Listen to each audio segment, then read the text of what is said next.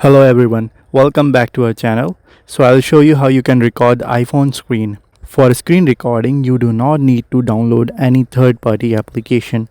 So by default, you cannot see the built-in screen recorder, so you need to add it to your control center. So go to settings, scroll down to control center. Here you will see a list of the functions that you have added or that are already there on your control center. And there is one more list of the tools that you can add to a control center. Scroll down, you will see an option of screen recording. Tap the plus icon for adding it to your control center.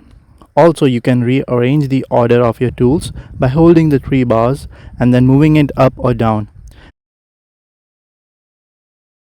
Now you can see the option of screen recording on your control center. For recording your screen, open the control center and tap on the screen recording tool. Now a timer will start and then the recording will begin.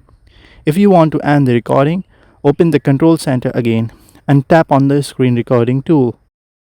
You can also change the settings of your screen recording. So if you want to record your voice as well, turn the mic on. All your recordings will be saved in your Photos app. So it was this easy to record the screen of your iPhone.